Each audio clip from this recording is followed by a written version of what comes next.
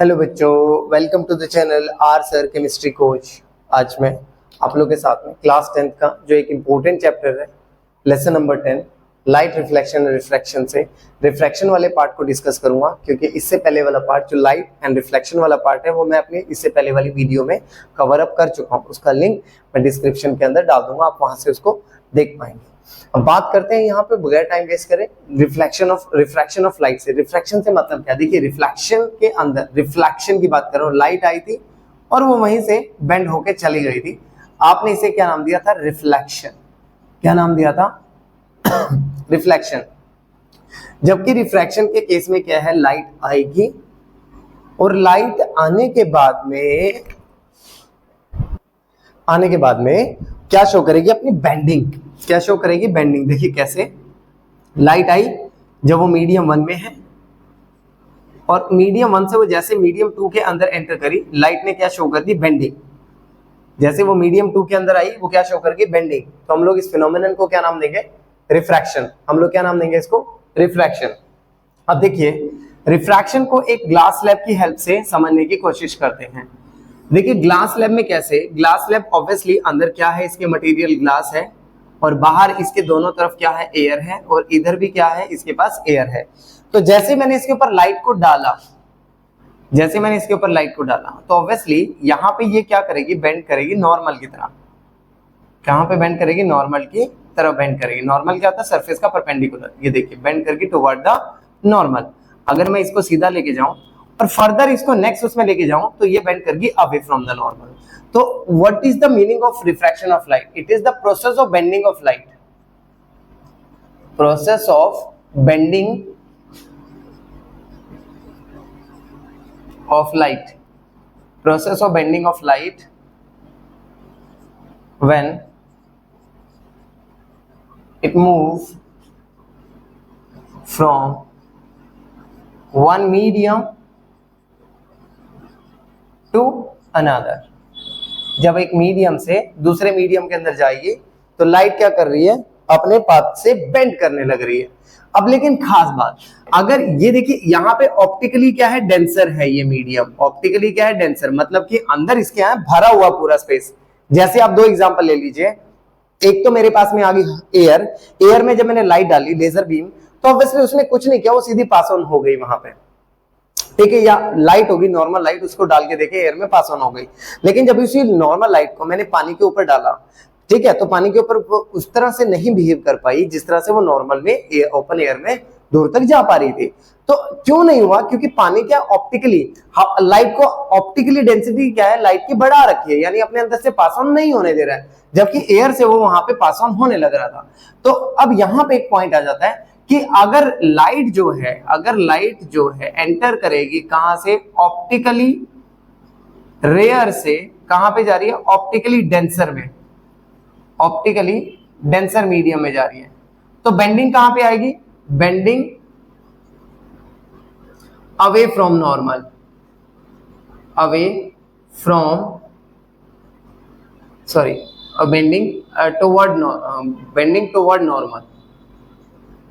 Bending toward normal. ठीक है, लेकिन अगर वो ऑप्टिकली डेंसर मीडियम से कहां जा रही है? ऑप्टिकली रेयर मीडियम में, तो जो बेंडिंग आएगी, bending away from normal. Bending जो है it is away from the normal. आप लोग देख भी सकते हैं पिक में। जब ऑप्टिकली कहां पे है? रेयर मीडियम है, रेयर से कहां जा रही है? डेंसर में, तो बेंडिंग टुवर्ड नॉर्मल। और जब ऑप्टिकली डेंसर से कहां जा रही है? रेयर में, तो बेंडिंग अवे फ्रॉम नॉर्मल। तो इस तरह से आप लोगों ने ध्यान रखना है कि बेंडिंग का प्रोसेस किस तरह से वहां पे आने लग रहा है। आई होप व्यूअर्स आप सबको ये क्लैरिफाई हो। अब यहाँ पे अगर एक इंपॉर्टेंट चीज देखें कि बेंडिंग आई क्यों? चाहे वो रेयर से डेंसर में जा रहा है, चाहे डेंसर से रेयर में आ रहा है, बेंडिंग आई क्यों? बेंडिंग का कारण है चेंज ऑफ स्पीड। बेंडिंग का कारण है change of speed. Change of speed कैसे? आप ऐसे एग्जांपल ले सकते हैं, मान लीजिए कोई साइकिल वाला बंदा है, ठीक है, अब अपनी बाइसाइकिल को जब वो लेके, ठीक है, अब ऑब्वियसली देखिए सीधा जा रहा है कोई प्रॉब्लम नहीं है, लेकिन अचानक से जब वो पानी की तरफ जाता है, या आप भी अगर कभी देखा हो कि बारिश के टाइम पे जब आप अपने साइकिल को लेके जा रहे हो, तो साइकिल को लेके जाते टाइम पे जैसे ही आपने उसको पानी के पास लेके गए, तो वो ऑटोमेटिकली उसका पहिया अगर पानी के अंदर थोड़ा बहुत गया तो ऑब्वियसली पानी की तरफ ही बेंड हो जाती है, आपको उसमें कुछ नहीं करना पड़ता। या दूसरा एग्जांपल ले लो, अगर आप तेज साइकिल चला रहे हो, अचानक से आप रेत के ऊपर चले गए, तो रेत की तरफ भी बेंड कर गए, क्योंकि रेत क्या है, डेंसर है। रेत क्या है वहां पे, डेंसर है। और जहां आप साइकिल नॉर्मल पे चला रहे थे वहां पे वो ऑप्टिकली क्या था, रेयर मीडियम था, और रेत क्या आ गई वहां पे, डेंसर आ गई। तो जैसे ही ऑप्टिकली डेंसर से रेत में आप पहुंचे, वो अपने आप ही वहां मुड़ जाएगा पहिया और आप वहां पे गिर जाएंगे। लेकिन पॉइंट क्या है, थोड़ा हिस्सा टायर का आगे वाला जो है वो रेत के अंदर जाना चाहिए या पानी के अंदर जाना चाहिए। ये नहीं कि अगर आप सोचे रेत उधर पड़ी आप इधर जाए, सर बेंडिंग तो आई नहीं, तो बेंडिंग आएगी वहां पे। तो इस तरह से ध्यान रखना कि रिफ्रैक्शन तो हर चीज में होगी वहां पे। जब आप चलेंगे स्पीड तो हमेशा चेंज होगी, वेलोसिटी हमेशा चेंज होगी। जब आप ऑप्टिकली रेयर मीडियम से डेंसर मीडियम की तरफ जाएंगे तो डेंसिटी चेंज अगर होगी तो ऑब्वियस सी बात है वहां पे रिफ्रैक्शन भी होगा। तो ये चीज आपने ध्यान रखनी है। अब इस डायग्राम को थोड़ा सा हम कंप्लीट कर लेते हैं जो ग्लास स्लैब के साथ हम लोगों ने स्टार्ट किया था। देखिए सबसे इंपॉर्टेंट चीज क्या यहाँ पे ध्यान रखिए आपने अभी तक, कि भाई ठीक है यहाँ से लाइट आई, लेकिन अगर आप ध्यान दें ये जो ब्लैक वाली रे है, मैं इसको स्ट्रेट ड्रॉ कर लेता हूं, तो स्ट्रेट कुछ ये ऐसा जानी चाहिए थी, मतलब समहाउ ऐसे जानी चाहिए। जो रेड कलर की रे है कुछ ऐसे। तो अगर मैं देखूं तो नॉर्मल और इंसिडेंट रे, ये आपकी इंसिडेंट रे है जो आप लेके आए थे लाइट को, incident ray, this is your incident ray. Incident ray जैसे लाइट बेंड, जैसे लाइट ने अपनी बेंडिंग शो की, तो बेंडिंग शो करते ही लाइट की जो आपके पास नई रे बनी उसे आपने क्या नाम दिया था, रिफ्रैक्टेड रे। दिस इज योर रिफ्रैक्टेड रे। और रिफ्रैक्शन के बाद जो नेक्स्ट रे निकली थी जब मीडियम क्रॉस हुआ तो वो आपकी क्या आ गई, एमर्जेंट रे। दिस इज योर एमर्जेंट रे। अब अगर आप देखें तो यहां पे सबसे इंपॉर्टेंट चीज है कि जो इंसिडेंट रे, अब मैंने रेड कलर में सीधी बना दी है ये, अगर आप देखें यहाँ पे तो आपको शायद क्लैरिफाई हो रहा होगा, मैं इसको भी रेड से कर देता हूँ। ये देखिए, ये देखिए, ये पूरा का पूरा सीधी चल रहा है, मैंने बनाई है। This is your incident ray. ये आपकी कौन सी है, इंसिडेंट रे, ठीक है। तो इंसिडेंट रे और एमर्जेंट रे अगर आप देखें तो बीच में गैप आ रखा है, काफी गैप है इनके बीच में। इस गैप को आप क्या नाम देते हैं, लेटरल डिस्प्लेसमेंट। लेटरल डिस्प्लेसमेंट कि जो चीज है वो इतनी अपनी पोजीशन से शिफ्ट हो गई है, जो चीज है वो अपनी पोजीशन से इतनी शिफ्ट हो गई है। अब एंगल अगर मैं देखूं तो इंसिडेंट रे और नॉर्मल के बीच में जो एंगल बन रहा है, एंगल आई, क्या बना है, एंगल आई। ये जो एंगल आई बना है, इस एंगल आई को हम लोग क्या नाम देंगे, एंगल आई को नाम देंगे incident, angle of incidence. This is your angle of incidence, angle of incidence. और ये जो एंगल बना है नॉर्मल और इसके बीच में, यहां पे इस रे के बीच में, यहां पे रिफ्रैक्टेड रे के बीच में और नॉर्मल के बीच में, इसे हम डिनोट करते हैं एंगल आर से, ठीक है। किससे, एंगल आर से। और एंगल आर क्या चीज है, angle of refraction, angle of refraction. उसके बाद अगर आप देखें तो नॉर्मल के साथ एमर्जेंट रे का भी एक एंगल बन रहा है जिसे मैं किससे डिनोट करता हूं, एंगल ई के साथ। और ये एंगल ई क्या चीज है, angle of emergence, angle of emergence. कई बार सिर्फ ये डायग्राम बनाने के लिए 3 मार्क्स में आ जाता है कि ड्रॉ द रे diagram in case of glass slab and all. अच्छा, अब जो चीज आपने ध्यान रखनी है सबसे इंपॉर्टेंट, लाइट रे तभी बेंडिंग शो करेगी जब वो एक एंगल पे आए। लेकिन अगर उसमें कोई एंगल ना हो, जैसे ये आपकी ग्लास स्लैब है और ग्लास स्लैब से आप रिफ्रैक्शन दिखाना चाहते हैं, लेकिन लाइट जो है वो नॉर्मल पे ही आ रही है। लाइट कहां पे आ रही है, light coming towards normal. Light जो है आपकी नॉर्मल पे ही आ रही है, तो नॉर्मल से सीधी क्रॉस कर जाएगी, कोई रिफ्रैक्शन नहीं होगी। There will be no refraction, will be no refraction. तो ये छोटी सी चीज आपने ध्यान रखनी है। अगर लाइट किस पे आ गई, परपेंडिकुलर आ गई सरफेस के, तो कोई रिफ्रैक्शन नहीं होगी वहां पे लाइट के। अब देखिए इसको समझते हैं थोड़ा सा इफेक्ट्स को रिफ्रैक्शन के, मैंने बोर्ड पे लिख दिया था थोड़ा टाइम लगा के। देखिए तो इफेक्ट्स क्या है हमारे पास में रिफ्रैक्शन के। रिफ्रैक्शन के इफेक्ट्स में सबसे पहले जब एक पेंसिल को आप पानी में रखते हैं, आप घर में भी एक्सपेरिमेंट कर सकते हो, एक ग्लास टम्बलर के अंदर पानी लेके उसमें एक पेंसिल रख दीजिए आप। जब आप पेंसिल रखेंगे तो आपको क्या अपीयर होगा कि पेंसिल थोड़ी सी बेंड है वहां पे। देखिए मैं इसका एक एग्जांपल यहाँ पे देता हूँ। सपोज कीजिए ग्लास कंटेनर है, इसके अंदर आपने ग्लास रोड को इमर्स कर दिया है इस तरह से, ठीक है, तो ऑब्वियस सी बात है इसमें पानी भरा हुआ पूरा इस तरह से, ठीक है। अब देखिए जैसे ही आपने इसको पानी से भरा और पानी से भरने के बाद में जैसे ही यहाँ से कोई पर्सन देख रहा है तो यहाँ से तो रिफ्रैक्शन आएगी सरफेस की, ऑब्वियस सी बात है। लेकिन सरफेस पे आने के बाद वो लाइट क्या करेगी, बेंड कर जाएगी। क्या करेगी, बेंड। अब ये यहाँ पे ऑप्टिकली क्या है, डेंसर है, वो कहाँ है, रेयर है, तो ऑब्वियसली इट मूव्स अवे। तो ऐसा कुछ होगा। जब ऐसा कुछ होगा तो अगर मैं पानी के अंदर इस चीज को दिखाऊं तो यहां से ये स्टिक मुझे थोड़ी सी बेंड दिखाई देगी। That is the reason behind it. वो मुझे इस तरह से बेंड दिखाई देगा। इसके बाद जब मैं ऑब्जेक्ट को पानी के अंदर रखता हूं तो मुझे थोड़ा ऊपर उठा हुआ दिखाई देता है रिफ्रैक्शन की वजह से। इसके बाद जब पूल ऑफ वाटर को बहुत ज्यादा डीप होता है, गहरा होता है, लेकिन वो हमें क्या लगता है कि इतना गहरा नहीं है क्योंकि सरफेस इस फिनोमेनन की वजह से ऊपर आ चुका है रिफ्रैक्शन की वजह से। लेकिन नींबू को जब आप पानी में रखते हैं तो ऐसा लगता है कि बहुत मोटा है, उसके नॉर्मल साइज से, एक्चुअल साइज से बहुत बड़ा है। उसके बाद जो स्टार्स है रात के टाइम पे वो मुझे ट्विंकल करते हुए अपीयर होते हैं। अब वो ट्विंकलिंग का रीजन क्या है, फिर से ट्विंकलिंग का रीजन भी क्या है, रिफ्रैक्शन।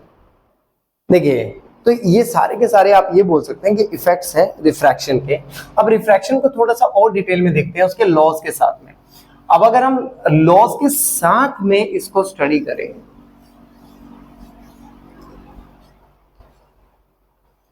तो नेक्स्ट टॉपिक कर लेते हैं पहले start, laws of refraction.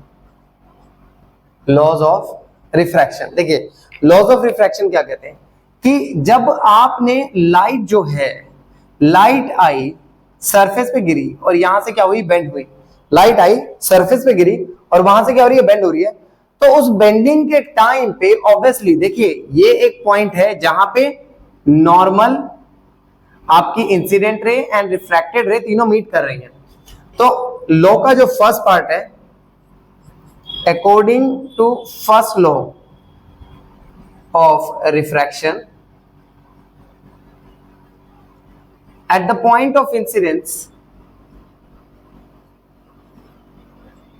at the point of incidence, incident ray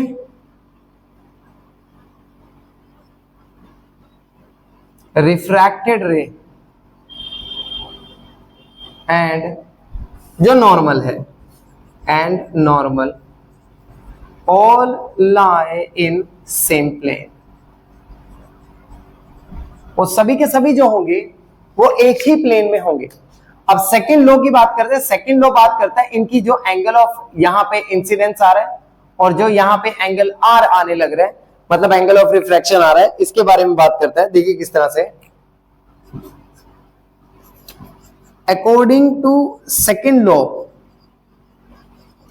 of refraction, according to second law of refraction, the sign of the ratio of sine of angle of incidence to the sine of angle of refraction, यानी जो दोनों की ratio है, is always constant, is always constant, is always constant, यानी जो इनकी ratio है वो हमेशा ही क्या रहेगी, कांस्टेंट। तो इस लॉ को जो देने वाला साइंटिस्ट था इसी वजह से, उसी के नाम पे इसका सेकंड लॉ का नाम बना दिया गया। तो इसको हम लोग एक और नाम देते हैं, दैट इज स्नेल्स लॉ भी नाम दिया जाता है। जो क्या कहता था कि जो sine of angle of incidence है, sine of angle of refraction है, उन दोनों की रेशियो हमेशा ही क्या रहने वाली है, कांस्टेंट। उन दोनों की रेशियो हमेशा ही क्या रहने वाली है, कांस्टेंट। अगर वो कांस्टेंट है तो यहीं से एक नई टर्म रिफ्रैक्टिव इंडाइसिस की स्टार्टिंग हो गई। अब वो रिफ्रैक्टिव इंडाइसिस क्या चीज है, देखिए मान लीजिए यहां पे अगर हम बात करें, अभी एक ग्लास स्लैब जैसे हम लोगों ने स्टडी किया तो उसी की बात कर लेते हैं। यहां पे जो लाइट आई, यहाँ पे लाइट जो आ रही है उसकी जो स्पीड है, जो वेलोसिटी है, वो 3 × 10⁸ मीटर पर सेकेंड है। लेकिन मान लीजिए जैसे वो ग्लास में एंटर करी लाइट रे, तो वो नॉर्मल की तरफ बेंड कर गई। क्यों बेंड करी? क्योंकि इस टाइम पे उसकी जो स्पीड है वो 2 × 10⁸ मीटर पर सेकेंड है, कि हम लोग एक एज्यूम कर लेते हैं इस तरह से, ठीक है ना। जैसे वो ग्लास में एंटर कर रही है, तो ग्लास में एंटर करते उसकी स्पीड क्या हो गई? कम हो गई, तो वो it bend toward the normal. अब बाहर जब वो निकली, फिर से स्पीड कितनी हो गई? 3 × 10⁸, ठीक है ना। तो अब अगर मैं यहीं पे क्या देखूं, इसी लॉ को अगर मैं अप्लाई करने की कोशिश करूं, तो वहां से टर्म क्या है? Refractive indices. पहले तो मैं बता दूं, रिफ्रैक्टिव इंडाइसिस, जिसे हम लोग रिफ्रैक्टिव इंडेक्स के नाम से भी जानते हैं। तो रिफ्रैक्टिव इंडाइसिस क्या कहता है कि जो speed of light, velocity of light in medium 1 upon velocity of light in medium 2, यानी ये किस चीज का फॉर्मूला आ गया आपका? रिफ्रैक्टिव इंडाइसिस का। यानी रिफ्रैक्टिव इंडाइसिस में आपने कुछ नहीं करना, यहां पे सिर्फ आप वेलोसिटी यानी स्पीड की क्या बनाने वाले हैं? रेशियो बनाने वाले। देखिए, इस चीज को समझने के लिए मैंने दो न्यूमेरिकल भी यहां पे लिख दिए। देखो, पहले तो ध्यान से, लाइट आई, एक स्पीड यहां बाहर है, एक स्पीड यहां अंदर है, दोनों की रेशियो, दोनों मीडियम के अंदर क्या क्या रेशियो है, उसे हम क्या नाम देंगे? Refractive indices. आप ऐसे भी एग्जांपल ले सकते हैं कि आप बहुत तेज भागते हुए आ रहे हैं, सीधा भागते हुए आए, और उसके बाद आके सीधा आप समुद्र के पानी में घुस गए। तो जिस स्पीड से आप बाहर भाग रहे थे, उतनी स्पीड के साथ आप पानी के अंदर नहीं भाग पाओगे। जब आप नहीं भाग पाओगे तो ऑब्वियस सी बात है कि आपकी जो स्पीड का जो चेंज आएगा वो एक तरह का क्या है? रिफ्रैक्टिव इंडाइसिस है। तो हम उसी की बात कर रहे हैं। देखिए, अब यहाँ जो क्वेश्चन में बोला कि light enter from air into glass slab will have the refractive indices of 1.5, यानी रिफ्रैक्टिव इंडाइसिस जो होती है उसका सिंबल होता है न्यू। न्यू की वैल्यू जो हमें प्रोवाइड कर रहे हैं, देखिए डिपेंड करता है, कुछ बुक्स न्यू लिखती हैं, कुछ बुक्स एन लिखती हैं, तो डजंट मैटर, आप एन भी ले सकते हो। वैल्यू की आ गई 1.5, यानी रिफ्रैक्टिव इंडेक्स की वैल्यू आ गई 1.5। अब रिफ्रैक्टिव इंडेक्स कहां से एंटर कर रहा है? एयर से कहां जा रहा है? आपका ग्लास के अंदर जाने लग रहा है। एयर से कहां जा रहा है? ग्लास के अंदर जाने लग रहा है। Once it is entering from the air to glass, तो ऑब्वियसली स्पीड जो है वो चेंज हो गई है। तो मैं क्या लिखूंगा? स्पीड ऑफ लाइट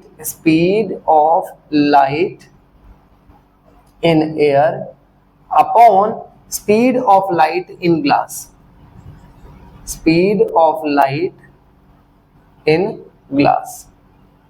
तो अब देखिए 1.5 मुझे speed of light in glass calculate करनी है। Speed of light in air कितनी होती है? 3 × 10⁸, और मुझे स्पीड ऑफ लाइट निकालनी है किसमें? ग्लास में। तो मैं यहाँ से क्रॉस मल्टीप्लाई कर लेता हूँ, इसको यहाँ ले जाता हूँ और उसको वहां पे यहाँ ले आता हूँ।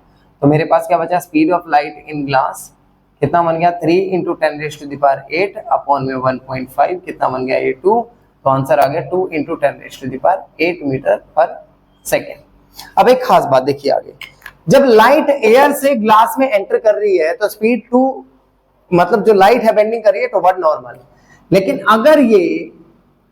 अगर ये ग्लास से एयर में एंटर करेगी, then it move away from the normal, it move away from normal, वो नॉर्मल से दूर जाएगा, ठीक है। जब वो नॉर्मल से दूर जाएगा, लेकिन स्पीड तो चेंज हुई। देखिए स्पीड अगर यहां से यहां जाने में स्पीड चेंज हुई है, तो यहां से यहां जाने में भी तो स्पीड चेंज हो रही है। तो रिफ्रैक्टिव इंडेक्स भी तो उल्टा होगा। जैसे अगर मैं बात करूं इस क्वेश्चन में, देखिए refractive index of water for light going from air to water is 1.3, यानी कि जब n की वैल्यू कहां से आ रहा है? Speed of light in air upon speed of light in water, इसकी बात कर रहा है, और इसकी वैल्यू आई है 1.33, है ना। और अब ये कैलकुलेट करने के लिए पूछ क्या रहा है क्वेश्चन में कि what will be the refractive index when light move from water to air. जब पानी से एयर में जाने लग रही है तो रिफ्रैक्टिव इंडेक्स क्या होगी? तो ऐसे क्वेश्चन में क्या करना है? अब देखिए पहला केस जो है वो एयर से कहां एंटर कर रही है? वाटर के अंदर। और दूसरे केस में वो क्या कर रही है? वाटर से क्या कर रही है? एयर के अंदर। तो दो हिस्से आ गए इस क्वेश्चन के। यहां पे जो इस क्वेश्चन के हैं वो दो पार्ट हैं, ठीक है। तो दो पार्ट है, तो देखिए इसको सॉल्व करते हैं। जब एयर से वाटर में एंटर किया, एयर टू वाटर, तो इसके लिए तो मैंने लिख दिया, जब वाटर से एयर में एंटर करेगा एयर के अंदर, तो आपने क्या करना है? रिफ्रैक्टिव इंडेक्स का जो फॉर्मूला लगेगा वो speed of light in water upon speed of light in air, इस तरह से लगेगा। अब n की वैल्यू निकालें, लेकिन अगर आप देखिए ये मेरी इक्वेशन 1 है और ये मेरी इक्वेशन 2 है, और इक्वेशन 1 इक्वेशन 2 के एग्जैक्टली इनवर्स है, तो मैं इसको थोड़ा कोशिश करता हूं सीधा करने की, तो मैं करता हूं इनवर्स करके इस इक्वेशन का, दो इक्वेशन का इनवर्स करो तो 1/n, और यहां क्या आ जाएगा 1 of s of water upon s of air. तो ऑब्वियस बात है s ऑफ एयर ऊपर आ जाएगा, तो 1 अपॉन में n, ऊपर क्या आ गया speed of light in air upon में speed of light in water, जो कि अगर आप देखें पहले वाले केस बन गया बिल्कुल। यानी कि मैं इस इक्वेशन 1 को और इक्वेशन नंबर 3 को कंपेयर कर देता हूं, कंपेयर इक्वेशन नंबर 1 एंड 3। अब जैसे आप कंपेयर करेंगे तो मेरे पास में क्या बचेगा 1/33 इज इक्वल टू 1 अपॉन में m, क्योंकि ये दोनों तो ऊपर नीचे होकर कैंसिल हो जाएंगे। ये दोनों अगर नहीं समझ आया तो देखिए ध्यान से, कोई प्रॉब्लम नहीं है। 1.33 n ऑफ, या कंपेयर की जगह डिवाइड लिख दो, डिवाइड कर दो, ज्यादा बेटर इजीली समझ आ जाएगा। n of air upon n of water, upon में क्या रहा 1/n is equal to n of air upon n of water, तो कैंसिल हो गया। तो मेरे पास क्या बचा 1.33 इज इक्वल टू 1/n, तो n की वैल्यू क्या हो जाएगी 1 अपॉन में 1.33। यानी इस तरह से आप ये कह सकते हो कि अगर रिफ्रैक्टिव इंडेक्स के टाइम पे मीडियम उल्टे हुए हैं तो रिफ्रैक्टिव इंडाइसिस की वैल्यू भी क्या हो जाएगी इनवर्स, यानी इसकी क्या आ गई एक प्रॉपर्टी आ गई है। चलिए अब बात करते हैं नेक्स्ट टॉपिक के।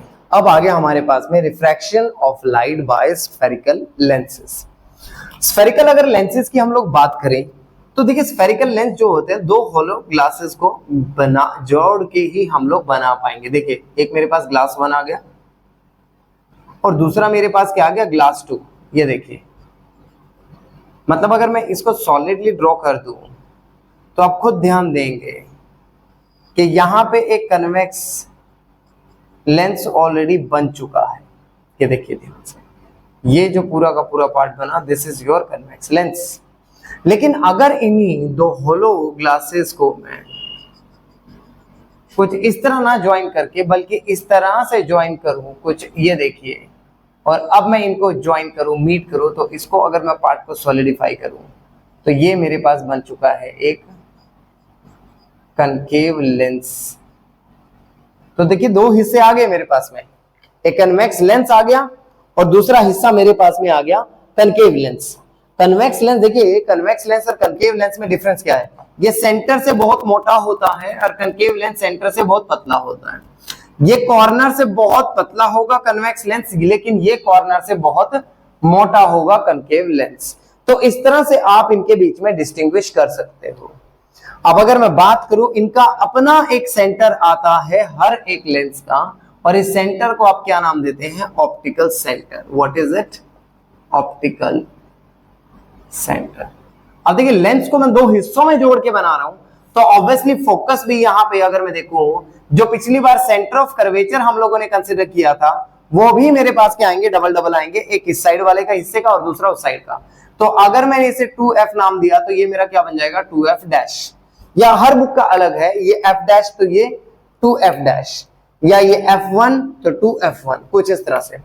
और जो इनके हाफ पॉइंट आएंगे वो मेरे पास क्या आ गया f1, और इधर भी क्या आ जाएगा f1 डैश, या आपकी मर्जी है जो भी आप कंसीडर करना चाहें इस तरह से। तो आप इनको साइन कन्वेंशन दे सकते हैं फोकस, लेकिन इस बार सेंटर ऑफ कर्वेचर नहीं बल्कि उसका डबल डिस्टेंस माना जाए। यानी ये सारी चीजें आपकी मर्जी पे डिपेंड करती हैं कि आप कौन सी चीज को इसमें लेट करना चाहते हैं। ठीक है, अगेन पॉइंट वही है सेम, जो सेंट्रल लाइन हम लोग इस तरह से पास ऑन करते हैं उसे आप क्या नाम देते हैं principal axis. What you call it as a principal axis. ये वाला पॉइंट सॉरी f आ गया 2f आ गया, इधर f डैश 2f डैश, इस तरह से मैंने इस तरह से साइन कन्वेंशन दी है। बाकी आप किसी भी बुक को फॉलो करो उसके अकॉर्डिंग जाएंगे, f 2f f dash 2f dash. Principal axis आ गया, ऑप्टिकल सेंटर आ गया। अब यहां देखिए एक सबसे इंपॉर्टेंट चीज जानना जरूरी है कि फोकस क्या चीज है। फोकस मैंने लास्ट टाइम बताया था कि अगर बहुत सारे लाइट रेडिएशन स्ट्रेट फॉरवर्डली आने लग रही हैं तो जिस पॉइंट से वो पास ऑन होंगी सभी की सभी, उस पॉइंट को आप क्या नाम देंगे फोकस। उस पॉइंट को आप क्या नाम देंगे फोकस। तो this is also called as the principal focus, यानी सारी की सारी जहां पे लाइट रेडिएशंस आके मीट करेंगी, that point is called as the principal focus. I hope ये पॉइंट भी आप सबको देखिए बच्चों, हम थोड़ा सा टाइम लगा के मैंने कुछ रूल्स जो है रिफ्रैक्शन ऑफ लाइट के जो स्फेरिकल लेंस होंगे उनको मैंने बोर्ड पे लिख दिया। देखिए रूल वही सेम है, वही के वही है जैसे हम लोगों ने मिरर में किए थे कि भाई लाइट अगर पैरेलल आती है तो ऑब्वियसली उसको किससे पास करना, अपने फोकस से। लाइट अगर ऑप्टिकल सेंटर पे आती है तो आपको उसको स्ट्रेट फॉरवर्डली पास आउट करवा देना सीधा सीधा। लाइट अगर आपकी फोकस से पर आने लग रही है तो आपने उसको पैरेलल करा देना, बिल्कुल वही रूल है। पैरेलल आई तो फोकस से लेके जाओ, ऑप्टिकल सेंटर से सीधा ले जाओ, और अगर वो फोकस पे आ रही है तो उसको उसके बाद में रिफ्रैक्शन के आप पैरेलल लेके चले जाइए। देखिए बच्चों, अब हम बात करेंगे केस और इसके अंदर रे डायग्राम्स की। देखिए केस 1 से स्टार्ट करते हैं। जब ऑब्जेक्ट कहां पे है, इंफिनिटी के अंदर, हम उन्हीं रूल्स को इनके ऊपर अप्लाई करने वाले हैं, अलग कुछ नहीं करने वाले हैं। देखिए ध्यान से, तो जैसे ही आपके पास, जैसे मान लीजिए हम लोग सारे के सारे जो केस कर रहे हैं that is for convex lens, हम लोग जो कर रहे हैं, देखिए ये हमारा क्या आ गया, प्रिंसिपल एक्सिस। प्रिंसिपल एक्सिस पे ये ऑप्टिकल सेंटर, ऑप्टिकल सेंटर पे ये आ गया एफ, तो इधर आ गया एफ डैश, ये इधर आ गया आपका 2f, और ये आ गया आपका 2f डैश। देखिए जब आपका ऑब्जेक्ट कहां पे प्रेजेंट है, ऑब्जेक्ट प्रेजेंट है इंफिनिटी पे, तो इंफिनिटी से ऑब्वियसली जितनी भी रेडिएशंस आएंगी they obviously come from the obviously parallel to the principal axis, सारी की सारी पैरेलल आएंगी। पैरेलल से they have to pass through the focus, वो सारी की सारी कहां से पास करेंगी, फोकस से, है ना। तो देखिए यही रूल हमने किया, अगर कोई चीज पैरेलल आती है तो उसको फोकस से पास करें। तो इमेज जो बनी है कहां पे बन गई है, ऑन एफ, फोकस पे बनी है। अगर ऑब्जेक्ट का इंफिनिटी पे, तो ऑब्वियसली जो नेचर बनने वाला है, नेचर क्या रहेगा, रियल एंड इन्वर्टेड। और साइज की बात करें तो पॉइंट साइज बना है, साइज की बात करें तो पॉइंट साइज बना। अब इसका रिवर्स करके देखते हैं। अगर ऑब्जेक्ट कहां पे है, अब आपका ऑब्जेक्ट है फोकस पे, ये f, ये 2f, ये f डैश और ये 2f डैश। अब ऑब्जेक्ट है फोकस पे, तो ऑब्वियसली लाइट रेज तो स्ट्रेट फॉरवर्डली इसी तरह से जाएंगी उसमें से, फोकस से, और फोकस से जाने के बाद ऑब्वियसली लाइट रेज क्या होगी, पैरेलल जाएंगी, यानी इमेज कहां बनेगी, नो फिर इंफिनिटी पहुंच जाएगी, यानी इमेज बनेगी आपकी इंफिनिटी। अब अगर आप देखिए जब इमेज बननी नहीं है तो साइज क्या होगा, बहुत बड़ा होगा, तो इसीलिए वर्ड क्या आया, हाईली एनलार्ज। वर्ड क्या आ गया, हाईली एनलार्ज, है ना।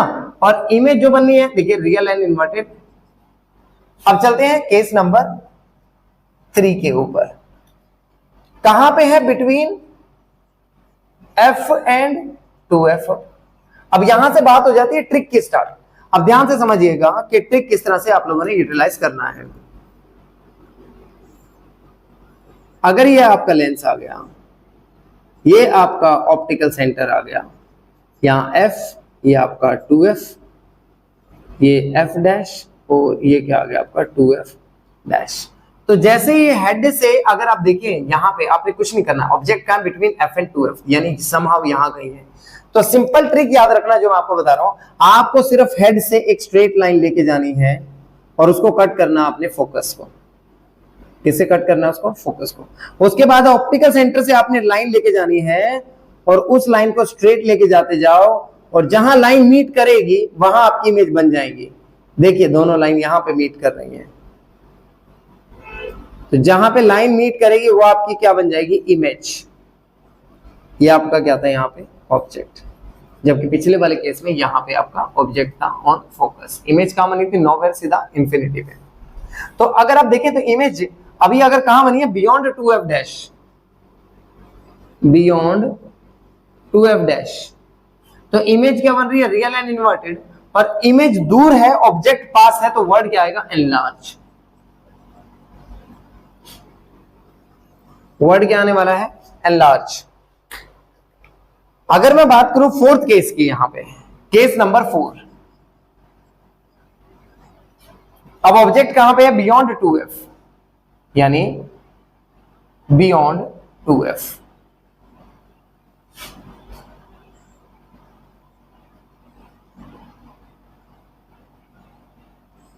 ये आ गया केस। ऑब्जेक्ट कहां पे है आपका? बियॉन्ड 2f, ये f, ये 2f, इसी तरह से यहां पे f और ये क्या आ गया आपका 2f डैश। ठीक है, तो ऑब्जेक्ट कहां है? बियॉन्ड 2f, यहां है का समहाउ यहां पे कुछ ऑब्जेक्ट है आपका। तो आपको क्या करना है? हेड से एक स्ट्रेट लाइन लेके जानी है, जिसके बारे में बार बार बात करता हूं। तो ऑब्वियसली वो कहां से पास आउट होगी? आप फोकस से उसको पास आउट करेंगे। उसके बाद हेड से स्ट्रेट लाइन लेनी है जो कि ऑप्टिकल सेंटर को कट आउट करती हुई निकल जाएगी। थोड़ा सा टेढ़ा हो गया, सॉरी। तो देखिए यहां कहीं पे इमेज दोनों लाइन मीट कर गई आपस में। अगर आप स्केल से बनाएंगे तो बहुत सही से डायग्राम बनेगा, एकदम से एग्जैक्ट यही चीजें आएंगी जो ट्रिक मैं बता रहा हूं। अगर ये ऑब्जेक्ट है तो ये बन गई आपकी इमेज। इमेज कहां बनी है? Between F dash and 2f dash. अगर आप देखें तो दोनों केसेस एक दूसरे के इनवर्स जा रहे हैं। Infinity focus, focus infinity, beyond between f and 2f, beyond 2f, beyond 2f तो बिटवीन f एंड 2f, यानी ये चारों केसेस एक दूसरे के इनवर्स होते हैं। अब बात करते हैं ऑन 2f के केस में, लेकिन पहले यहां पे देख लें इमेज क्या बन रही है फिर से, रियल एंड इन्वर्टेड। और अब इस बार इमेज पास है, ऑब्जेक्ट दूर है, तो वर्ड क्या आएगा? डिमिनिश। डिमिनिश, डिमिनिश का मतलब क्या है कि इमेज जो है वो छोटी है in comparison to object. Image क्या है? छोटी है।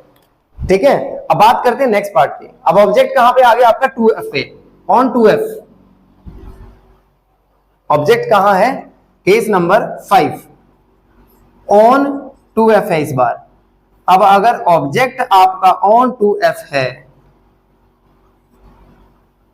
ये f, ये 2f, ये f और ये 2f, तो अगर 2f पे है तो हेड से स्ट्रेट लाइन किसको कट करना? अपने फोकस को।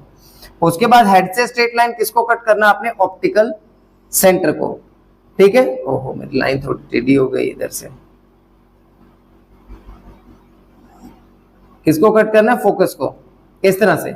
अब देखिए कहां पे मीट कर रहा है? ये समहाउ यहां पे मीट कर रहा है ऑन 2f, यानी ऑब्जेक्ट कहां है? ऑन 2f, तो इमेज भी कहां बन रही है? On 2f dash. इमेज कहां बनी? On 2f dash. इमेज क्या है? Real and inverted. साइज क्या है? सेम रहेगा, क्योंकि दोनों में कोई भी दूरियां पास नहीं है, दोनों बराबर है। तो दोनों बराबर है तो ऑब्वियसली जो साइज रहने वाला है वो क्या रहने वाला है? साइज रहेगा सेम यहां पे। अब लास्ट केस की बात करते हैं, केस नंबर 6 के। केस नंबर 6 में देखिए ध्यान से, मैं यहीं पे ड्रॉ कर देता हूं इसको। केस नंबर 6, अब ऑब्जेक्ट कहां पे है? Between optical centre, case number 6, between O and F। O and F के बीच में है इस बार ऑब्जेक्ट। तो ऑब्जेक्ट अगर O एंड F के बीच में है तो ऑब्वियसली क्या होगा? वही सेम रूल लगाना है। किस तरह से? देखिए, अब मान लीजिए, चलो पहले ड्रॉ कर लेते हैं। ऑप्टिकल सेंटर, ये आ गया फोकस, ये आ गया 2f, यहां आ गया आपका f डैश, ये बन गया आपका 2f डैश। ऑब्जेक्ट है समहाउ यहां पे, तो देखिए वही सेम रूल। हेड से स्ट्रेट लाइन किसको कट करना है? फोकस को। ऐसे ले जाता हूं मैं। उसके बाद हेड से स्ट्रेट लाइन किसको कट करना है? ऑप्टिकल सेंटर को। जहां दोनों लाइन मीट करगी वहीं पे बनेगा, यानी यहां थोड़ा सा लगाया। अगर यहां प्रेजेंट है तो कहां बनेगा? In front of lens. In front of lens, lens के फ्रंट में बनेगा। और अगर आप साइज देखें तो बहुत बड़ा है, तो एनलार्ज। और सामने बन गया इसलिए ऊपर की तरफ, इसलिए क्या आया? Virtual and erect. क्या बन गया? Virtual and erect. I hope ये चीज भी क्लैरिफाई हो गई आप लोग।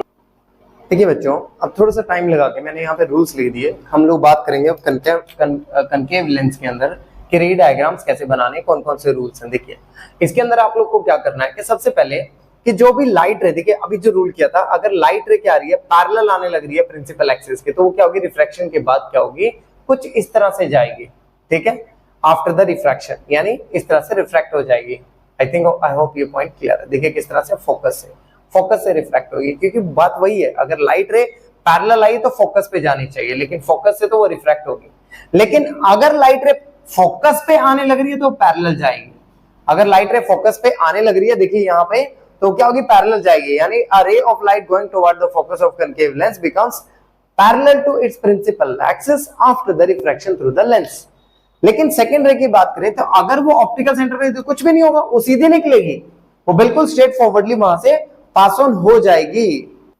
देखिए अब ये जो रूल्स हम लोगों ने किए हैं इसी को इस चीज के ऊपर अप्लाई करते हैं कि किस तरह से हम लोग कनकेव लेंस के अंदर रे डायग्राम को बनाएंगे। आप लोगों ने कुछ नहीं करना, जो ट्रिक मैंने जैसे बताई थी वैसे ही उसको अप्लाई करना, अलग से कुछ नहीं करना। ये इसका ऑप्टिकल सेंटर आ गया, ये इसका प्रिंसिपल एक्सिस आ गया। देखिए मान लीजिए यहाँ पे F है तो ये आ गया F डैश, ये क्या आ गया 2F डैश, और इधर आ गया F और 2F, और मान लीजिए ऑब्जेक्ट समहाउ कुछ यहाँ पे है आपके पास में। तो आपने क्या करना है, एक स्ट्रेट लाइन लेके जानी है जैसे हमेशा करते आए हैं इस तरह से। और आप भी जानते हो स्ट्रेट लाइन जो होती है वो ऑब्वियसली रिफ्लेक्ट करेगी, लेकिन कहां से, फोकस से। कहां से रिफ्लेक्ट करेगी, फोकस से। उसके बाद मैंने जो रूल बताया था क्या था कि आपको हेड से स्ट्रेट लाइन लेके जानी है, और वो स्ट्रेट लाइन आपने कहां से पास करानी है, ऑप्टिकल सेंटर से। तो ये देखिए मैंने ऑप्टिकल सेंटर से पास किया, जहां पे भी मीट कर गई दोनों लाइन। देखिए मैं बार बार एक चीज बोल रहा हूं, हेड से स्ट्रेट लाइन और फोकस को काटो, उसके बाद फोकस से एक स्ट्रेट लाइन लेके जाओ, सॉरी उसके बाद एक स्ट्रेट लाइन लेके जाओ जो ऑप्टिकल सेंटर को कट आउट करती जाए। जहां दोनों लाइन किसी भी रे डायग्राम में लेंस के मीट करे वहीं पे ही आपकी इमेज बन जाएगी। बस एक छोटी सी ट्रिक को याद रखें। आई होप ये सारी चीजें आपको क्लैरिफाई हो गई हैं। अगर हो गई तो देखिए आगे थोड़ा सा और मूव करते हैं एक इंपॉर्टेंट चीज के ऊपर, जहां पे हमारे पास आ गई अब रे डायग्राम के साथ साथ हम लोग लेंस फॉर्मूला और थोड़ा सा लेंस बनाने के कुछ एक हम लोग फॉर्मूलाज और रूल्स को भी थोड़ा देख लेते हैं। देखिए यहाँ पे सबसे इंपॉर्टेंट चीज क्या आ गई, साइन कन्वेंशन। सबसे पहले हम लोग देखते हैं साइन कन्वेंशंस। देखिए साइन कन्वेंशंस के अंदर अगर हम लोग देखें, सॉरी साइन कन्वेंशंस के अगर अंदर हम लोग देखें तो ध्यान रखना कि लेंस के अंदर जितनी भी चीजें यहां लेफ्ट में आ रही हैं they comes with the negative sign, वो कहेंगे नेगेटिव साइन। और जितने भी राइट हैंड साइड पे आने लग रही हैं वो सारे के सारे they all comes with the positive sign. अगर हाइट की बात की जाए, अगर हाइट ऊपर है तो पॉजिटिव आएगा, और अगर हाइट नीचे है तो वो नेगेटिव साइन के साथ आएगा। कुछ इस तरह से आपने ध्यान रखना है। अगर वो लेफ्ट में है तो सब कुछ नेगेटिव, अगर राइट में है तो सब कुछ पॉजिटिव, ऊपर है तो सब कुछ पॉजिटिव और नीचे है तो सब कुछ नेगेटिव। बाकी ट्रिक वही लगानी है जो वैसे मैंने लास्ट उसमें भी आपको बताया था कि अगर कहीं पे कनकेव आ रहा है तो उसमें U, V एंड F तीनों क्या रहेंगे, नेगेटिव। और अगर कहीं पे कन्वेक्स आ रहा है तो U क्या रहेगा, negative, but V and F क्या रहेंगे, पॉजिटिव। लेकिन इन सब चीजों का एक्सेप्शन है लास्ट रूल। एक्सेप्शन क्या है, लास्ट। अगर आप कभी भी अटक जाओ इस छोटे से फॉर्मूले को लगाओ हर न्यूमेरिकल में, मैं कहता हूं आपके 90% न्यूमेरिकल्स हमेशा क्या जाएंगे, सही ही जाएंगे हमेशा। अब देखिए बच्चों थोड़ा सा टाइम लगा के मैंने 2 न्यूमेरिकल भी लिख दिए, और साथ ही साथ अभी हम एक लास्ट टॉपिक भी हम इस चैप्टर का डिस्कस करेंगे। क्या है वो, लेंस फॉर्मूला। लेंस फॉर्मूला, देखिए लेंस फॉर्मूले में क्या है, लेंस फॉर्मूला बड़ा ही सिंपल है। It is 1/v minus 1/u is equal to 1/f। तो this is your lens formula. बड़ा आसान है। v का मतलब आप लोग जानते हैं, लास्ट लेक्चर में मैंने बताया था, distance of image. It is your distance of image. जबकि u क्या चीज है, distance of object. It is the distance of object. और f क्या चीज है, distance of, sorry not the distance, it is your focal length, sorry focal length. तो आप इस तरह से लेंस फॉर्मूले से कोई भी लेंस बना सकते हैं। इसके बाद देखिए, इसके बाद जो हमारे पास में आ जाता है दैट इज योर मैग्निफिकेशन। अब मैग्निफिकेशन इज सिमिलर। मैग्निफिकेशन क्या चीज था, it is the ratio. Last time क्या था, नेगेटिव रेशियो था, इस बार क्या था, पॉजिटिव रेशियो रहेगा। किस किस का, distance of image to that of distance of object. There is another formula of magnification. Magnification का एक और फॉर्मूला है। मैग्निफिकेशन के फॉर्मूले में जो आ गया हमारे पास में, प्लस में height of image upon height of object. चीजें ध्यान सिर्फ इतनी सी रखनी है कि जब न्यूमेरिकल को अटेम्प्ट करना है तो मैं बार बार एक ही चीज बता रहा हूं, अगर कन्वेक्स है तो लास्ट केस को अगर एक्सेप्शन मान ले तो u की वैल्यू क्या रखनी है, नेगेटिव, v की वैल्यू क्या रखनी है, पॉजिटिव, और f की वैल्यू भी क्या रखनी है आपको, पॉजिटिव। लेकिन अगर आपका कनकेव लेंस है तो कनकेव के केस में आप, कनकेव कोई भी है, चाहे वो लेंस है चाहे मिरर है, u की वैल्यू आप रखेंगे नेगेटिव, v की वैल्यू आप रखेंगे नेगेटिव, f की वैल्यू रखेंगे आप नेगेटिव। लेकिन इसमें भी मिरर का जो लास्ट केस है वो एक्सेप्शन बन जाएगा। लेकिन अब यहाँ एक छोटी सी और चीज आप लोगों ने ध्यान रखनी है कि पावर ऑफ लेंस क्या चीज है। पावर ऑफ लेंस को भी डिस्कस कर लेते हैं ताकि फिर न्यूमेरिकल एक साथ ही हम लोग इसके करेंगे। तो पावर ऑफ लेंथ से मेरे पास क्या आ जाता है 1 अपॉन में फोकल लेंथ, फोकल लेंथ का इनवर्स। लेकिन फोकल लेंथ किस में होना चाहिए हमारे पास, मीटर में। फोकल लेंथ किसके अंदर आनी चाहिए, मीटर के अंदर हमारी फोकल लेंथ होनी चाहिए, 1 अपॉन में फोकल लेंथ इन मीटर। तो लेकिन अगर मैंने दो से ज्यादा लेंसेज को मैंने आपस में क्लब किया है, तो जो टोटल पावर निकल के आएगी वो power 1 plus power 2 plus power 3, इस तरह से आपको एड ऑन करना है। बट वो भी चीज डिपेंड करती है कि आपके पास लेंस की कौन सी टाइप है, इधर it is a convex lens और अ कनकेव लेंस। क्योंकि अगर तो आपका जो लेंस है वो कन्वेक्स लेंस हुआ, अगर तो आपका जो लेंस है वो लेंस कौन सा हुआ, कन्वेक्स लेंस हुआ, तो कन्वेक्स के केस में जो पावर आएगी 4 पावर आएगी वो पॉजिटिव आएगी। लेकिन अगर आपका कनकेव लेंस हुआ तो पावर आएगी नेगेटिव। ऐसा मान लेते हैं कि मान लीजिए एक लेंस है जिसमें पावर है 4 डायोप्टर की, मैं यूनिट बताना भूल गया। जो पावर ऑफ लेंस हम लोग मेजर करते हैं, मैंने क्या बताया, फोकल लेंथ किस में होना चाहिए, मीटर में। तो 1 अपॉन में मीटर को आप किस नाम से जानते हैं, डायोप्टर के नाम से। किसके नाम से जानते हैं, डायोप्टर। तो जो पावर होती है वो डायोप्टर के अंदर हम लोग मेजर करते होते हैं। अब मान लीजिए मेरे पास एक लेंस है, लेंस 1 है, जिसके अंदर पावर है मेरी 4 डायोप्टर की। ये मेरा लेंस है, कन्वेक्स लेंस है। कौन सा लेंस है, कन्वेक्स लेंस। तो ऑब्वियसली जो साइन आएगा पॉजिटिव आएगा। लेकिन एक और लेंस है मेरा, लेंस नंबर 2 है, जो कि क्या है, उसकी पावर है मान लीजिए 16 डायोप्टर है। लेकिन 16 डायोप्टर विद जो है वो कनकेव लेंस है। क्या है, कनकेव लेंस है। तो जब आप टोटल पावर यहाँ पे कैलकुलेट करते हैं तो टोटल पावर के केस में आपके पास 4 प्लस में माइनस ऑफ 16 डायोप्टर आ जाएगा। तो आंसर जो आएगा 12 डायोप्टर टोटल आंसर आएगा विद नेगेटिव साइन। तो ये चीज ध्यान रखनी है। अगर कन्वेक्स लेंस है तो वहां पे पावर क्या रहने वाली है, पॉजिटिव, और अगर कनकेव लेंस है तो वहां पावर क्या रहने वाली है, नेगेटिव।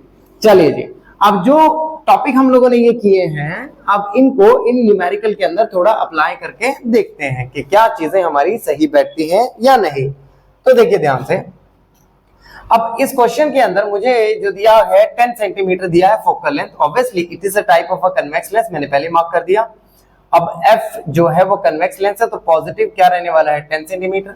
मुझे कैलकुलेट क्या करना है, ऑब्जेक्ट का distance, how far from the lens should be an object be placed.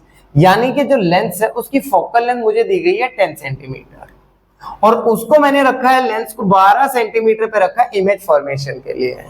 तो यानी जो मेरी v की वैल्यू रहेगी वो रहेगी प्लस 12 सेंटीमीटर, और u की वैल्यू मुझे कैलकुलेट करनी है। तो दैट्स इट, हम लोग सीधा फॉर्मूले में अप्लाई कर देते हैं।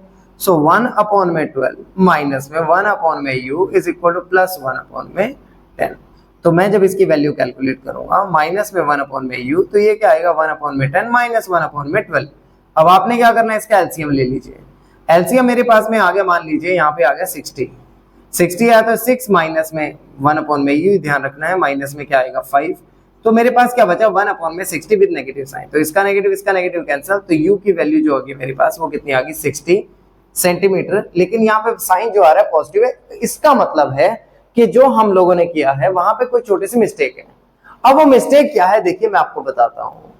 वो सिंपली ये चीज है कि जब मैंने 6 से माइनस किया तो मैंने यहाँ पे माइनस साइन लगा दिया बाय मिस्टेक करनी, तो ऑब्वियसली ये नहीं आएगा। तो आंसर में मेरे पास में क्या आ गया, माइनस में 60 centimetre, which is the correct answer. अब हम बात करते हैं नेक्स्ट क्वेश्चन की। कहता है एक ऑब्जेक्ट है which is placed an object of 7 centimetre height. तो यानी कि जो हाइट ऑफ ऑब्जेक्ट मुझे प्रोवाइड करी गई है वो है 7 सेंटीमीटर के, is placed at a distance of 12 centimetre. उसको रखा भी कितने डिस्टेंस पे है, 12 सेंटीमीटर, यानी माइनस 12 सेंटीमीटर मेरे पास में u की वैल्यू आ गई फ्रॉम द कन्वेक्स लेंस। और फोकल लेंथ भी प्रोवाइड कर दी गई है, तो वो क्या आ गई प्लस 8 सेंटीमीटर आ गई। Find the position, nature and height of image. That's an simple question. तो मैं क्या फॉर्मूला लगाऊंगा, 1 अपॉन में v माइनस 1 अपॉन में u is equal to 1 upon में f। सो 1 अपॉन में v, हमें मुझे v की वैल्यू कैलकुलेट करनी है, और u की वैल्यू मुझे माइनस 12 प्रोवाइड करी गई है, और f की वैल्यू मेरे पास में 8 है। तो माइनस माइनस क्या हो जाएगा, प्लस हो जाएगा। सो 1 अपॉन में v प्लस में 1 upon 12 is equal to 1 upon 8। So मैं इसको 12 को उठा के उधर ले जाता हूँ, तो 1 अपॉन में v is equal to 1 upon में 8 माइनस में 1 अपॉन में 12। एलसीएम अगर हम लोग ले लें इसका, तो 48 मेरे पास एलसीएम आ गया। मान लीजिए 48 नहीं 24, सॉरी 24 एलसीएम आ गया। तो 24 एलसीएम में ये मेरे पास में कितना बना 3, और वो मेरे पास में कितना बन गया 2। तो ये कितना बन गया 1/24, यानी v की वैल्यू मेरे पास आ गई 24 सेंटीमीटर डायरेक्टली। अब नेक्स्ट क्या बोला गया है, नेचर। अब ऑब्वियसली देखिए साइन क्या आ रहा है, पॉजिटिव आ रहा है, तो पॉजिटिव साइन है, तो नेचर क्या बनेगा, it is real and inverted.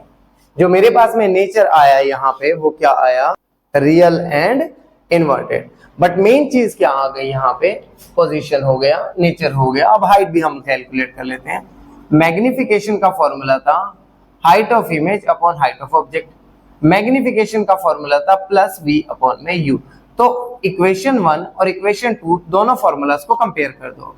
Height of image upon height of object is equal to v upon में क्या आने लग रहा है, u आने लग रहा है मेरे पास में। तो हाइट ऑफ इमेज कितनी आगे मेरे को हाइट ऑफ इमेज कैलकुलेट करना है, तो मैं इसको क्रॉस मल्टीप्लाई कर दूंगा यहाँ पे अपॉन इनटू में हाइट ऑफ ऑब्जेक्ट। v की वैल्यू जो मेरे पास आ रही है वो है 24, u की वैल्यू जो मेरे पास में आने लग रही है इट इज योर 12 और सॉरी -12, और हाइट ऑफ इमेज ऑब्जेक्ट जो मेरे को प्रोवाइड करी गई है क्वेश्चन में वो है 7 सेंटीमीटर। मैं इसको कैंसिल करूंगा, क्या आ गया 2, तो यानी हाइट ऑफ इमेज जो मेरे पास में बची वो माइनस में 14 centimetre, which is a correct answer. I hope viewers आप सबको ये चीज क्लैरिफाई बच्चों। अब लास्ट में कुछ एक पार्ट देखते हैं रिफ्रैक्शन ऑफ लाइट के, कुछ एक और न्यूमेरिकल। देखिए सबसे पहले क्या बोला, अब यहाँ पे कहता कि एक ऑब्जेक्ट है is placed at a distance of 50 centimetre from a concave lens. Concave lens है दिस टाइम, याद रखना। अगर कनकेव है तो u की वैल्यू तो कोई भी लेंस हो वही रहने वाली 50 सेंटीमीटर माइनस में ही रहेगी, है ना। f की वैल्यू आप किस में रखेंगे, माइनस साइन के साथ ही रखेंगे, नेगेटिव साइन के साथ ही रखेंगे, तो कितना आएगा माइनस में 20 सेंटीमीटर, है ना। और v की वैल्यू मुझे कैलकुलेट कर ली, लेकिन मुझे पता है पहले से कि v की वैल्यू मेरे नेगेटिव में आनी चाहिए। और नेगेटिव में मेरी v की वैल्यू क्यों आनी चाहिए, नेगेटिव में आने का कारण इसका ये है कि मैं जो इतने भी कनकेव है उनमें 90% केसेस में नेगेटिव ही रहता होता है। अब देखिए इसमें फॉर्मूले को अप्लाई करते हैं। क्या फॉर्मूला था, 1 अपॉन में v माइनस 1 अपॉन में u is equal to 1 upon में f। तो 1 अपॉन में v जो मेरे पास में आया वो कितनी वैल्यू आ रही है वो मुझे कैलकुलेट करनी है। माइनस में 1 अपॉन में minus of 50 is equal to 1 upon में माइनस ऑफ कितना आ गया 20, क्योंकि मैं माइनस साइन आगे इसका कंसीडर कर लिया। तो माइनस माइनस क्या हो जाएगा प्लस, 1 अपॉन में v प्लस 1 अपॉन में 50 इज इक्वल टू 1 अपॉन में 20 ऑब्वियसली।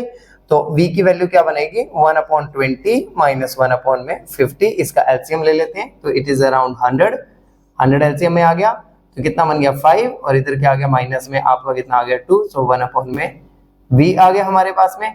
अब सबसे इंपॉर्टेंट चीज जिसके ऊपर हम लोगों ने ध्यान देना है, देखिए कि एक छोटी सी मिस्टेक भी बड़ी गलत करवा सकता है यहाँ पे। किस तरह से, देखिए क्योंकि यहाँ का माइनस मैं छोड़ दिया था तो माइनस कितना आ जाएगा 5। तो अब मेरे पास में क्या बनने लग रहा है माइनस में 7 अपॉन में 100, तो मेरी जो v की वैल्यू आएगी it is 100 with negative sine upon में 7। तो मेरा आंसर कितना आ जाएगा यहाँ से 7 से डिवाइड करके 7 1 7 एंड आगे कितना 3 मान लेते हैं सेंटीमीटर विद नेगेटिव साइन। तो मेरी v की वैल्यू आ गई और हमने पहले ही जज कर लिया था कि v का जो आंसर रहेगा नेगेटिव। थोड़ा सा पावर की बात कर लेते हैं। कहते पावर देखनी है लेकिन फोकल लेंथ कितनी है सेंटीमीटर में। देखिए जब भी पावर का कोई भी क्वेश्चन आए तो you have to convert the focal length from the centimetre to metre. तो f की वैल्यू जो -25 सेंटीमीटर दी है वो कितनी बन जाएगी -25 अपॉन 100 में मीटर। तो अब मेरे पास कितना आ गया माइनस में 0.25 मीटर। तो अब आप पावर कैलकुलेट कर सकते हैं। पावर का फॉर्मूला क्या 1 अपॉन में focal length, and focal length should be in metre. तो ऑब्वियस सी बात है क्या पता लगा 1 अपॉन में माइनस ऑफ 0.25, तो 100 अपॉन में 25 मेरे पास आ गया माइनस में 4 डायोप्टर। और माइनस साइन किसके लिए आता है, अगेन मैं बताया था कनकेव लेंस के लिए। अब देखिए यहाँ पे दो लेंस हैं, एक पावर ये आ गई और दूसरी की पावर इतने माइनस में 2.5 डायोप्टर है।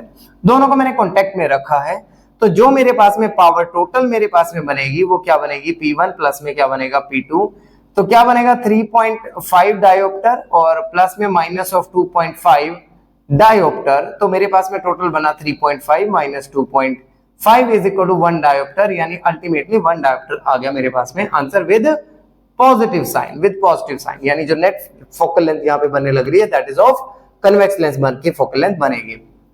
तो पावर का फॉर्मूला क्या 1 अपॉन में फोकल लेंथ इन मीटर, तो फोकल लेंथ को क्रॉस मल्टीप्लाई कर लेते हैं हम लोग, क्या आ जाएगा 1 अपॉन में पावर, सो 1 अपॉन में 1 इट इज 1, हमारे पास में क्या आ गया 1 मीटर, यानी फोकल लेंथ कितनी आ रही है 1 मीटर, यानी आप बोल सकते हैं 100 centimetre and with positive sign. I hope viewers आप सबको ये वीडियो पसंद आई हो।